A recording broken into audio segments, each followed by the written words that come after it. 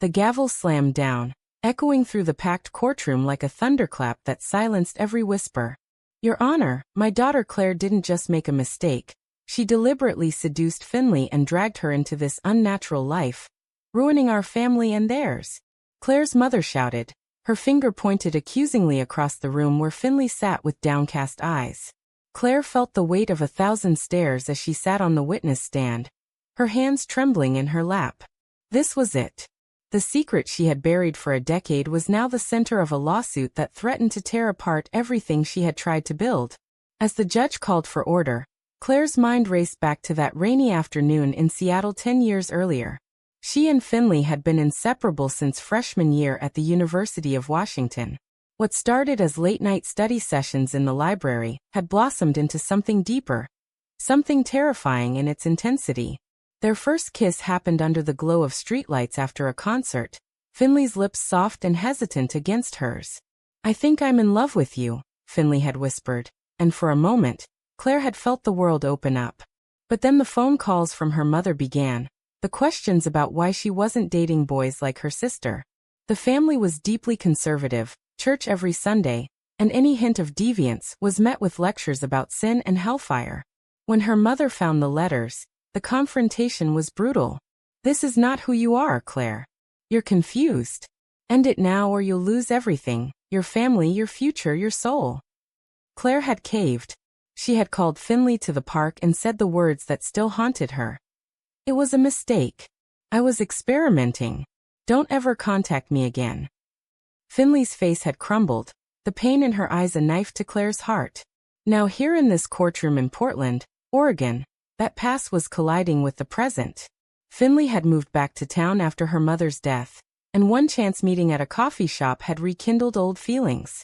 Someone had seen them holding hands and told Claire's mother. The lawsuit followed, claiming emotional manipulation and alienation. Claire took a deep breath as the lawyer asked her to speak. It wasn't seduction, Your Honor. It was love. But I was the one who ran from it. The room erupted in murmurs. Finley looked up, her blue eyes meeting Claire's for the first time in years, and the spark was still there, raw, undeniable, and dangerous. Claire's mother rose again, face flushed. She's lying. She tricked that poor girl. But the judge banged the gavel once more. Order. Miss Thompson, continue. Claire swallowed hard, the flashbacks flooding faster now. She remembered the nights they spent talking until dawn in Finley's tiny dorm room. The way Finley's laugh made the world feel lighter. The stolen weekends when they drove to the coast and walked the beach hand in hand, pretending the rest of the world didn't exist. Those memories had kept her going through the lonely years after college, through the forced dates her mother arranged, through the guilt that never quite left. Yet she had stayed silent, built a career in marketing, dated men she never loved, all to keep the peace. Until Finley came back. Until one vulnerable conversation turned into a hug that lingered too long. Until the secret slipped out, and her mother filed the papers the very next week.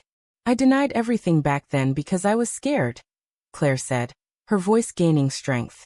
But I never stopped loving her. And if that makes me guilty in your eyes, Mom, then I guess I am. Gasps rippled again. Finley shifted in her seat, tears glistening. The air in the courtroom felt thick with judgment and unspoken questions. Claire's lawyer leaned in, whispering encouragement. But Claire knew this was only the beginning. The past wasn't done with them yet. As the session recessed for lunch, Claire stepped down from the stand, legs shaky. Finley stood waiting near the exit, her expression a mix of hurt and hope. We need to talk, she whispered. Claire nodded, heart pounding. Outside, the Oregon rain had started again, mirroring the storm inside her.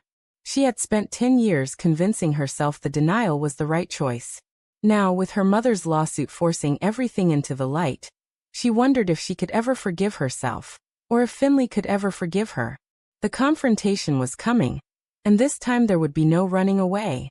The rain pounded the courthouse steps as Claire and Finley slipped into a quiet cafe across the street, the kind of place where locals went to escape the drama of downtown Portland. Finley ordered 2 black coffees without asking, the old habit surfacing like it had never left. You didn't have to come back, Claire said, voice barely above the hiss of the espresso machine. Finley's laugh was bitter. Your mother dragged me into this too, remember? Subpoenaed as a witness. I couldn't exactly hide in Seattle forever. They sat at a corner table, the steam from their cups rising between them like a fragile barrier. Claire's mind drifted again, pulled back to the months after the breakup. She had thrown herself into her studies, graduated with honors, landed a job in Portland, and tried to forget the way Finley's hand fit perfectly in hers. But the guilt had followed her everywhere, quiet at first, then louder with every holiday dinner where her mother praised her for choosing the right path. Finley, meanwhile, had moved to California, built a life as a graphic designer, dated a few women but never let anyone close.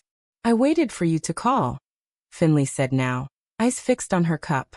For 2 years I checked my phone every night. Then I stopped. Then I hated you.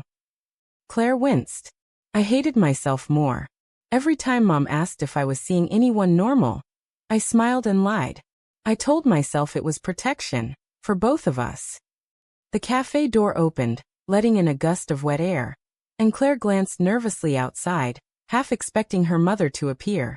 The lawsuit wasn't just about money. Evelyn Thompson wanted public repentance, wanted the town to see her daughter punished for the shame she had brought on the family name. Whispers had already started at church, at the grocery store, even at Claire's office. Lesbian, they said behind hands. Corrupter. Finley reached across the table, stopping just short of touching Claire's hand. Do you remember the night we drove to Cannon Beach? The bonfire, the stars? You told me you'd never felt safer than when you were with me. Claire nodded, throat tight. That night had been the peak before the fall. They had talked about futures, maybe moving to a city where no one knew them, maybe building something real. Then the letter from home arrived the next week, full of Bible verses and subtle threats about inheritance. Claire had chosen fear over love. Back in the present, Finley's voice softened. I never stopped loving you either. Even when I tried to hate you, I couldn't. That's why this hurts so much now. The door chimed again. This time it was Claire's lawyer, signaling it was time to return. As they walked back through the rain, Finley brushed Claire's fingers lightly. Whatever happens in there, tell the truth. All of it. Inside the courtroom the tension had thickened. Claire's mother sat rigid, flanked by her pastor and a lawyer who looked ready to crucify. The judge called Finley to the stand first. Claire watched, heart hammering, as Finley swore to tell the truth. Claire never forced me, Finley said clearly, her voice carrying across the room. We fell in love. She was the one who ended it, because of her family. If anyone was hurt, it was both of us. Evelyn Thompson shot to her feet. She's brainwashed. The judge warned her once. Claire felt a strange warmth spread through her chest. Finley was defending her, even after everything. But the cross-examination was brutal. Questions about their intimacy, their secrecy, their influence. Each word chipped away at the walls Claire had built. By the time court adjourned for the day, Claire was exhausted. She caught Finley in the hallway. Thank you, she whispered. Finley's eyes searched hers. Don't thank me yet. We still have tomorrow. And your mother isn't done. That night Claire lay awake in her apartment, the city lights flickering through rain-streaked windows. Memories kept coming. Finley's laugh in the library stacks, the way she tucked hair behind her ear when nervous, the quiet promise they had made under the stars. She had thrown it all away for approval that never felt real. Now the lawsuit was forcing her to face what she had lost. And worse, what she had taken from Finley. The next morning the rain had stopped, but the storm inside the courtroom was just beginning. Court resumed under a gray Portland sky, the gallery fuller than before. Word had spread through the tight-knit community, neighbors, old classmates, even Claire's co-workers filled the benches. Claire sat at the defense table, nerves raw from another sleepless night. Her mother refused to look at her, eyes fixed on the judge like a woman on a mission. Finley was called back to finish her testimony. Claire broke my heart, she admitted quietly. But she didn't corrupt me. I knew exactly what I felt. I still do. The words landed like stones in still water, rippling through the room. Whispers turned to outright murmurs until the judge demanded silence. Claire's lawyer pressed gently. And how did the relationship end? Finley's gaze flicked to Claire. She told me it was a phase. That her family would never accept it. I begged her to choose us. She chose them. Evelyn Thompson's face darkened. When it was her turn to speak, she painted a picture of a daughter led astray by a manipulative friend. Roles reversed in her version. Finley changed my little girl, she insisted. Made her question everything we taught her. Claire couldn't stay silent anymore. Mom, stop. I was never changed. I was always this way. I just hid it because I was terrified of losing you. The courtroom went still again. Even the bailiff paused. Claire continued, voice steady for the first time. I broke Finley's heart to protect mine. I thought if I denied it loud enough, it would go away. It never did. Flashbacks hit her in waves. The Christmas after the breakup, when her mother had hugged her and said, "I'm so proud you came back to the light." The nights Claire cried alone in her childhood bedroom, rereading old texts from Finley until she deleted them. The day she saw Finley's social media post about moving away, smiling in California sunshine with friends Claire would never meet. She had scrolled for hours, guilt twisting like a knife. Back in the present, the judge called a short recess. Outside in the marble hallway, Finley found her. "You finally said it," she murmured. "In front of everyone." Claire's eyes filled. Too late. Finley shook her head slowly. "I don't know anymore." They stood close, the old pull magnetic. For a moment the years melted away, and Claire wanted nothing more than to pull Finley into her arms right there in the courthouse. But voices approached, her mother's heels clicking angrily. "Stay away from her." Evelyn snapped. Finley stepped back. "This isn't over, Mrs. Thompson." The afternoon session dragged with character witnesses. Claire's former pastor calling her actions sinful influence. An old college roommate testifying she had seen them holding hands once. Each story peeled back another layer of the past Claire had tried to bury. By 4 o'clock the judge adjourned until morning. Claire walked out alone, the weight of community judgment heavy on her shoulders. At home she poured a glass of wine, and opened an old shoebox she hadn't touched in years. Inside were photos, Finley laughing on the beach, their fingers intertwined in the sand, a note in Finley's handwriting. "No matter what, this is real." Tears fell freely now. She had spent a decade convincing herself the denial was noble. Today she saw it for what it was, cowardice. And tomorrow the cross-examination would get worse. Her mother's lawyer had promised to expose every detail. Claire stared at her reflection in the dark window. The woman looking back was tired of hiding. Whatever happened in that courtroom, she would stop running, even if it cost her everything. Morning light filtered through the tall courtroom windows as Claire took the stand again. The air felt charged, like the city outside knew something monumental was unfolding. Her mother's lawyer wasted no time. "Miss Thompson, did you or did you not tell Finley Harper that your relationship was nothing more than experimentation?" Claire met his gaze. "I did. And I regret it every single day." The lawyer circled like a shark. "So you admit you manipulated her emotions?" "No," Claire said firmly. "I manipulated my own. I was 20 years old and scared of disappointing the only family I had." The courtroom stirred. Finley watched from the gallery, her expression unreadable. Claire's mind flashed to the months after the breakup again. The therapy her mother had insisted on, the prayers at church, the forced smile she wore at every family gathering. She had dated a boy named Ryan for 6 months just to prove she could. He was kind, safe, and completely wrong. When she ended it, her mother had cried tears of relief. "You're back," she had said. But Claire had never left herself. Now the questions turned sharper. "Did you contact Finley after she moved away?" "No." "Did you ever apologize?" Claire hesitated. "Not until recently." The lawyer pounced. "So you let her suffer alone while you built a perfect straight life?" The words stung because they were true. Claire's voice cracked. "Yes. And that guilt almost destroyed me." The judge allowed a short break. In the restroom Claire splashed water on her face, staring at her reflection. She looked older than 30, lines of regret etched around her eyes. When she returned, it was Finley's turn for redirect. Their eyes met again and something shifted. Finley spoke softly. Claire never lied about her feelings until her mother forced her to. The only manipulation came from fear of losing her family. Evelyn Thompson shot up. "That's not true." The judge warned her again. After lunch, the testimonies turned personal. A neighbor testified she had seen Claire and Finley kissing in a car years ago. Another friend from college described how devastated Finley had been when Claire ended things. Each story layered more pain onto the present. Claire felt exposed, raw but strangely lighter. The secret was out, finally, completely. As court ended for the day, Claire approached her mother in the hallway. "Mom, can we talk?" "Just us." Evelyn's eyes were cold. "There's nothing to say. You chose this life. Now live with the consequences." The rejection hit harder than any courtroom blow. Finley waited outside.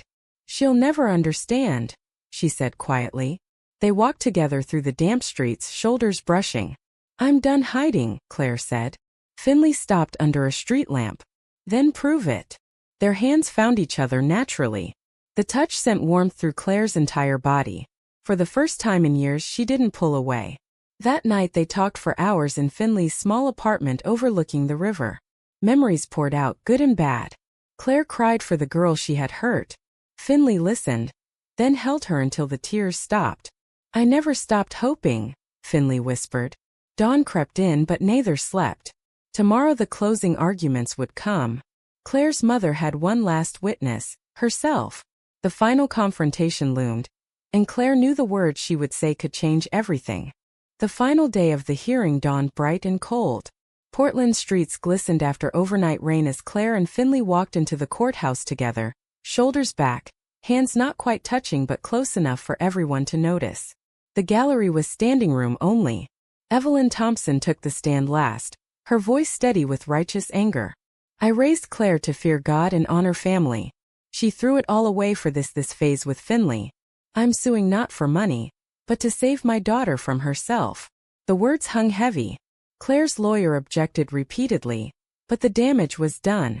Then it was Claire's turn for final testimony. She stood heart steady for the first time. "Mom, I love you. But I can't keep living a lie to make you comfortable. I fell in love with Finley when I was 19. I ended it because I was terrified of losing you. That fear cost me 10 years of happiness and broke the heart of the kindest woman I've ever known. If that makes me guilty in this courtroom, then fine. But I won't apologize for who I am anymore." The room was utterly silent. Even Evelyn looked stunned. Finley wiped tears from her cheeks. The judge called for closing statements. Claire's lawyer spoke of consent, adult choices, and the harm caused by family pressure. The opposing lawyer painted a picture of moral decay. When both finished, the judge said he would rule in 2 weeks. Outside, chaos erupted. Reporters waited on the steps. Claire's mother pushed past without a word. Finley pulled Claire aside. "You were incredible in there." They drove to the coast that afternoon. The same beach where they had once dreamed of forever. The wind whipped their hair as they walked the sand. Claire stopped. "I'm sorry. For everything. For the denial, the silence, the pain I caused." Finley turned to face her. "I know. And I forgive you. But forgiveness doesn't erase the years." They stood close, waves crashing nearby. Claire reached out, brushing a strand of hair from Finley's face. The kiss that followed was soft, tentative, full of everything they had lost and everything they might still have. No cameras, no courtroom, just them in the Pacific. Back in the city that evening, Claire confronted her mother at the family home. "I'm not coming home for holidays if it means pretending. I love Finley. I'm going to fight for her this time." Evelyn's eyes filled with tears. "You're breaking my heart." "I know," Claire whispered. "But I broke mine too for too long." The conversation ended in silence, but the door wasn't slammed. Progress, maybe. That night Claire lay awake again. But this time the guilt felt different, lighter, like something was finally shifting. Finley texted, "Tomorrow is ours. No more secrets." Claire smiled at the screen. The lawsuit had forced the truth into the light. Now the real work of healing could begin. But the community wasn't finished judging. Whispers followed her at the grocery store the next day. Old friends looked away. Her boss called her in for a conversation about office image. Each small rejection stung, yet Claire stood taller. She had spent a decade shrinking herself. No more. Finley met her for lunch, their hands intertwined openly for the first time in public. "Ready for whatever comes?" she asked. Claire squeezed her fingers. "With you? Always." 2 weeks later, the judge's ruling came down. The lawsuit was dismissed. "This court finds no evidence of manipulation or seduction," he stated. "What happened here was two adults navigating love under immense family pressure. Miss Thompson owes no damages." Claire's mother sat frozen.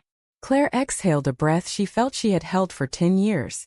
Outside the courthouse, Finley waited with open arms.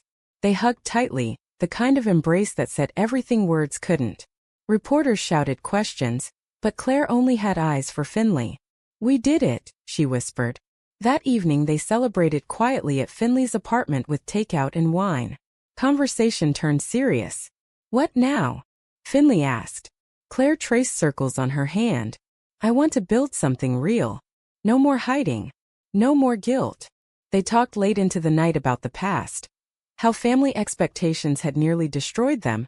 How the courtroom had forced the healing they both needed. Claire admitted the nights she had almost called. Finley shared the therapy sessions that helped her move forward. The conversation healed old wounds one layer at a time. The following weekend they drove to Cannon Beach again. The same stretch of sand where their story had once begun. This time they walked openly, hands linked, no fear of who might see. The waves rolled in steady and strong, mirroring the new rhythm between them. Claire stopped at the exact spot where she had once promised forever and then broken it. "I was wrong back then," she said. "I choose us now. Every day, no matter what." Finley pulled her close. "Then let's start over. Right here." They kissed as the sun dipped low, painting the sky in pinks and golds. Back in Portland, life wasn't perfect. Claire's mother still kept distance, but sent a short text after the ruling. "I'm trying to understand." It wasn't forgiveness yet, but it was a crack in the wall. The community gossip faded slowly. Some friends returned. Others didn't. Claire didn't chase them. She had Finley, a job that respected her honesty, and most importantly, herself. Months passed. They moved in together, adopted a rescue dog, built routines filled with laughter and quiet support. The old guilt surfaced sometimes, especially on holidays, but Claire faced it now instead of burying it. One evening Finley found Claire looking at old photos. "Still thinking about the courtroom?" Claire shook her head. "Thinking about how close I came to losing this forever." Finley kissed her forehead. "We're here. That's what matters." Their love had survived denial, lawsuits, judgment, and time. It had emerged stronger, wiser, and unapologetic. As they sat on the balcony watching the city lights, Claire realized the greatest redemption wasn't winning the case. It was finally choosing herself, and the woman she had always loved. The journey had been painful, but it had led them home. Was the price of family approval ever worth the cost of denying true love? Or had Claire's painful awakening proven that some truths are worth every battle?